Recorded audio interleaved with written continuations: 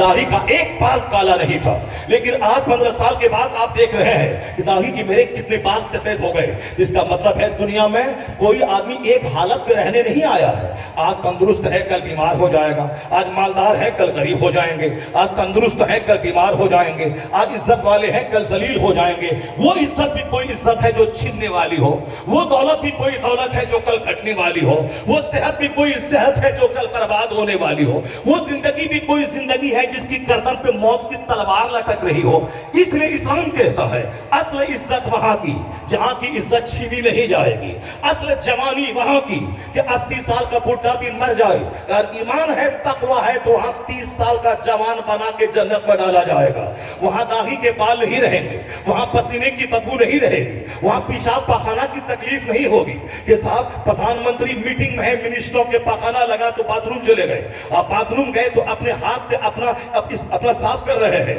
जो दूसरों के सामने बड़े बनते हैं वॉशरूम में अपना पाखाना अपने से साफ करना पड़ता है।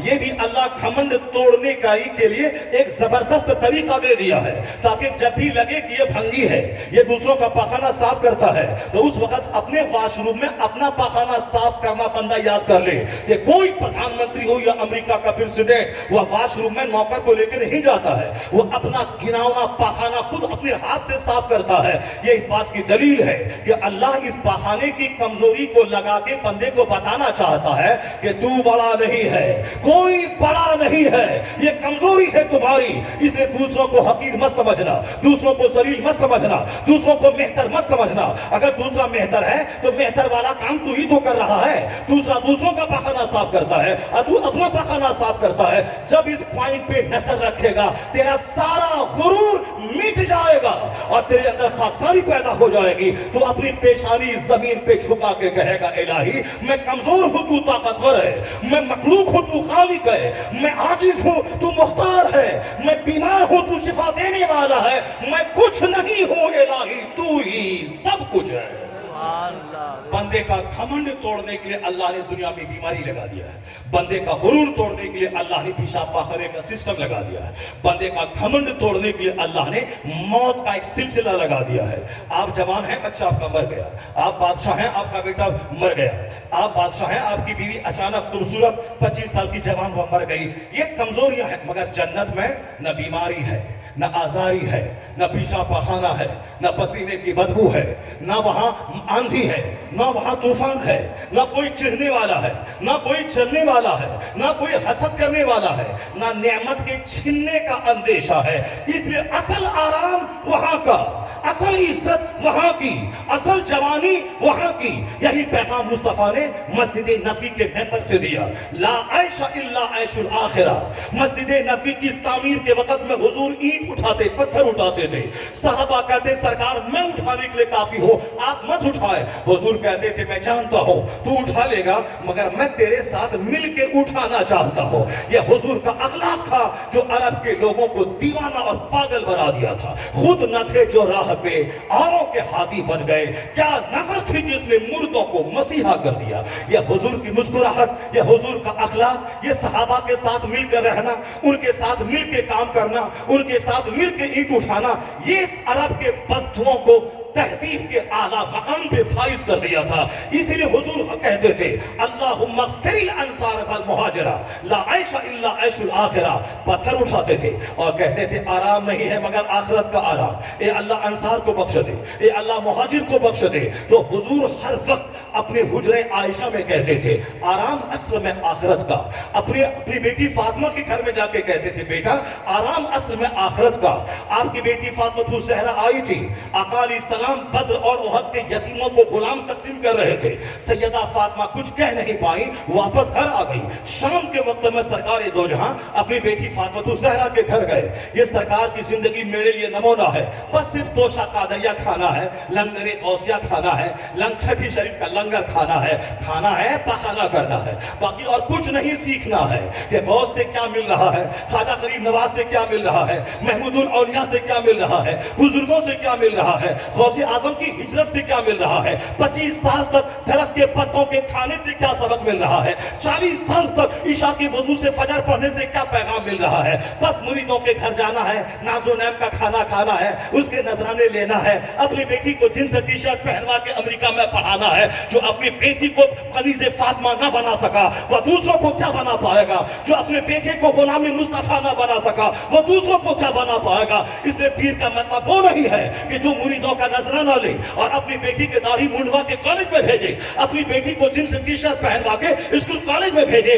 बल्कि अल्लाह का वली वो होता है, पीर वो होता है जिसे मुरीद देखे तो खुदा याद आ जाए, पीर को देखे तो मुस्तफा की सुन्नत पे चलने का जज्बा पैदा हो जाए। पीर वो नहीं जो गुटखा खोर हो, पीर वो नहीं जो सिगरेट पीने वाला हो, पीर वो हो जो तिलावत करने वाला हो, इबादत करने वाला हो, नफल पढ़ने वाला हो, चार्ज पढ़ने वाला हो, जिसको देखूं तो खुदा याद आ जाए, जिसको देखूं तो मुस्तफा की अदा याद आ जाए। बहुत सारे पीरों को उनका मुरीद सिगरेट देता है तोहफा, क्योंकि पीर को सिगरेट पसंद है। बहुत सारे पीर को मुरीद उनका गुटखा देता है, मेरे पीर को रजनीगंधा पसंद है। मगर मैंने इन पीरों के बीच में देखा एक ऐसा पीर जो पीर किताबें पढ़ता था, जो पीर तस्बीह पढ़ता था, जो पीर दर्से बुखारी देता था, जो पीर अमर बिल मारूफ करता था। कभी सिगरेट पीता नहीं देखा, कभी गुटखा खाता नहीं देखा, कभी उसको दुनियादारी में नहीं देखा। जब भी देखा डकैतों की झुरमुट में नहीं, उसको अल्लाह के नेक बंदों की झुरमुट में देखा, आलिमों की महफिल में देखा, मुफ्तियाने कराम के हुजूम में देखा, हमेशा किताब पढ़ता देखा। अमेरिका की वादी में है अमर बिल मारूफ, अपने घर में है दर्से बुखारी, बिहार के जंगल में है मुरीदों को जन्नत का रास्ता दिखाना। वह कौन था? वह वही था जिसे दुनिया 10 करोड़ मुरीदों का मुर्शिद अख्तर रसा का अज़हरी ताजु शरिया के नाम से पुकारती है। मुर्शिद वह जिसे मुताला पसंद हो, मुर्शिद वह जिसे सरकार की सुन्नत पे चलने का जज्बा हो, मुर्शिद वह जिसको देखो तो खुदा याद आ जाए। सिगरेट पीने वाला, गुटखा खाने वाला, 24 घंटे गोंडा मवाली के बीच में रहने वाला, 24 घंटे साहब रजनीगंधा बदलने वाला, 100 सिगरेट पीने वाला, इसीलिए तो जैसा पीर वैसा मुरीद, ये उसको गुटखा तोहफा देता है। लेकिन जो पीर खुदा वाला हो, नमाज वाला हो, उसको मुरीद रजनीगंधा नहीं देता है, उसको मुरीद मुसल्ला पेश करता है, उसको तस्बीह पेश करता है, किताबों का हदिया देता है। मुरीद वो जिसे देखो तो खुदा याद आ जाए, जिसको देखो तो मुस्तफा की अदा याद आ जाए। ये बरहमनवाद नहीं है इस्लाम में कि बरहमन का बेटा बरहमन बनेगा, पंडित करे पंडित बनेगा। यहाँ नहीं, यहाँ गुजरात के देहाती का बेटा अगर वो काला कलोटा क्यों ना हो, अगर वो आलिमे बाअमल है, तो अगर कोई सैयद ज़ादा गोरा नारा जाहिल हो, वो बैरिस्टर हो, लॉयर हो, वो अपनी पीछे नमाज पढ़ेगा। और गुजरात के देहात के काले घराने का बच्चा अगर वो कुरान हदीस पढ़ने वाला आलिमे बाअमल है, तो जुमा के दिन मेंबर पे वही बैठेगा, वही खिताब करेगा, वही नमाज पढ़ाएगा। यहाँ पर अमनवाद नहीं चलता है। जो मुस्तफा का इल्म पढ़ेगा, मुस्तफा की सुन्नत पे अमल करेगा, उनके दिन की खिदमत करेगा, वही कायद होगा, वही इमाम होगा, वही वली होगा।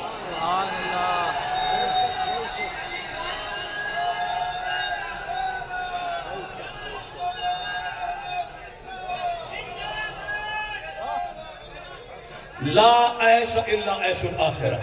हाँ हाँ, सैयद साहब हैं, शुरू हो, सैयद साहब हैं, सैयद साहब का हाथ चूमेंगे, सैयद साहब का पांव चूम लेंगे, सैयद साहब की पेशानी चूम लेंगे, सैयद साहब को 1 लाख रुपए नजराने दे देंगे, सैयद साहब को ऊंची कुर्सी पर बैठाएंगे। क्यों? इसके बदल में मेरे मुस्तफा का ब्लड है, एहतराम ब्लड का, एहतराम ब्लड का। लेकिन सैयद साहब बोले मेरे साथ मिलकर के सनीमा देखो, नहीं बात मानी जाएगी। सैयद साहब बोले मेरे साथ मिलके आओ नाई के घर में दाढ़ी मूंडेंगे, नहीं मानी जाएगी। माँ के कदम के नीचे जन्नत है, यह हुजूर ने फरमाया है। मगर माँ अगर कहे कि बेटा नमाज नहीं पढ़ो, मेरे पास रहो, फर्ज नहीं छोड़ा जाएगा। ला ताअता फी मासियतिल्लाह, अल्लाह की नाफरमानी में किसी की बात नहीं मानी जाएगी, अल्लाह की नाफरमानी में किसी की बात नहीं मानी जाएगी। यही इस्लाम है, यही कुरान का दर्स है, यही मेरे मुस्तफा का पैगाम है। इसी पैगाम को देखने के बाद इसी हिंदुस्तान के एक पढ़ी लिखी दानिश्वर, ये रामगिरी जैसा आदमी क्या जाने इस्लाम क्या है। इसको तो साहब अपने अंध भक्तों के बीच में रहना है, इस्लाम के खिलाफ 2-4 जुमले نے بولنا ہے اور اندھ بھکتوں کی روٹی کھانا ہے، پیٹ پالنا ہے. وہ نہ کوئی ہنر تو جانتا نہیں ہے، گھنٹی بجانا ہے، اسلام کو گالی دینا ہے، اپنے اندھ بھکتوں کے بیچ کا ہیرو بن جانا ہے. اور وہ اس کو کوئی کار گفٹ کرتا ہے، کوئی پیسے گفٹ کرتا ہے تو بس اسی میں وہ مست رہتا ہے. وہ کیا جانا اسلام کیا ہے، اسلام کا قانون کیا ہے. چلو تم گالی بکو اسلام کو اور 2 روٹی کھا کے مر جاؤ، مگر تم اسلام کو نہیں پہچان پاؤ گے. جس کے پاؤں کی دھول کے برابر تم نہیں ہو، وہ دیکھو اسلام کے بارے میں کیا کہہ رہا ہے. یہ 2-4 لوگوں نے جو ہندوستان کا ماحول خراب کیا ہے، زیادہ اس کو ہائی لائٹ کرنے کی ضرورت نہیں ہے. یہ جاہل ہے، یہ پاگل ہے. ہر پاگل کی بات کا جواب نہیں ہوتا ہے. راستہ چل دے کوئی پاگل ہم کو گالی دے تو ہم اپنی عزت کو بچا کر کے سائڈ سے گزر جاتے ہیں، ہم اس کی بات کا جواب نہیں دیتے ہیں. یہ 2-4 پاگل اس کی بات کا جواب نہیں ہے. ہاں، اس کا کوئی رائٹر بولے گا، میرا رائٹر جواب دے گا. اس کا کوئی خطیب بولے گا، میرا خطیب جواب دے گا.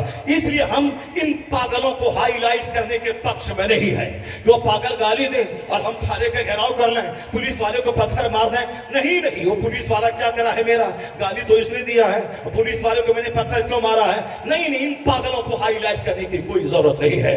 البتہ یہ بتانے کی ضرورت ہے کہ جس کے پاؤں کی دھول کے برابر تم نہیں ہے، اس نے میرے مذہب کے بارے میں کیا کہا ہے. ڈاکٹر سروجنی نائیڈو، وہ اسی ہندوستان کی ایک بہت بڑی شاعرہ، ہندوستان کی بہت بڑی اسکالر، ہندوستان کی ایک بہت بڑی لیڈر، اس نے آج سے 50 سال پہلے کیا کہا میرے اسلام کے بارے میں. وہ کہتی ہیں I have been struck over again and again to see this indivisible unity of Islam. When the azan is sounded, the worshippers are gathered. The best embodiment of democracy can be seen 5 times a day in the mosque. The peasant and the king stand side by side together.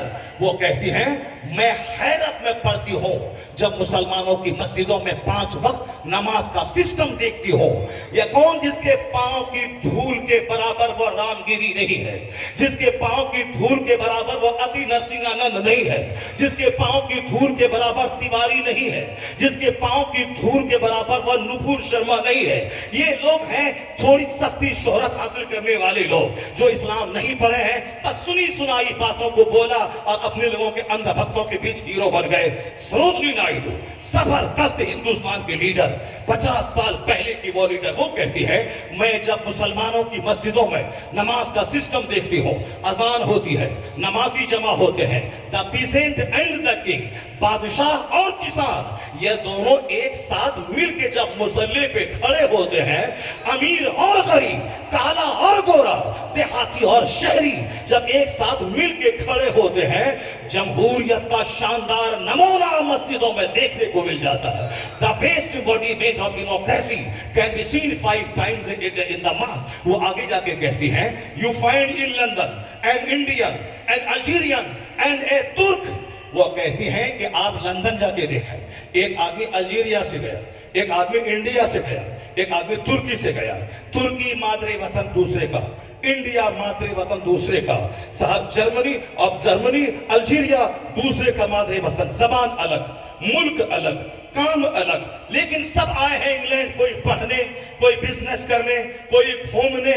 مگر جب نماز کا time ہوتا ہے، یہ سارے Algerian, یہ Indian, یہ ترکش سب ایک صف میں جب کھڑے ہوتے ہیں تو ایسا لگتا ہے مصطفیٰ کا دیا ہوا قانون نماز زبان کے اختلاف کی دیواروں کو توڑ دیا، ملک کے اختلاف کی دیواروں کو توڑ کر آدم کی اولاد کو بھائی کی شکل دے دیا ہے. It makes man instinctively a brother. ایسا لگتا ہے علامتی طور پر انسان کو بھائی بنا دیا گیا ہے. یہ کیا جانے مصطفیٰ کون ہے. اسی ہندوستان کا میسور یونیورسٹی کا پروفیسر ڈاکٹر رام کرشن راؤ، جس کے پاؤں کی دھول کے برابر یہ 2-4 دیوانے نہیں ہے، میسور یونیورسٹی کا پروفیسر، وہ ہمارے پیغمبر کے بارے میں کیا کہتا ہے. وہ کہتے ہیں all these magnificent roles in these departments of human activities, he is alike a hero وہ کیا کہتے ہیں؟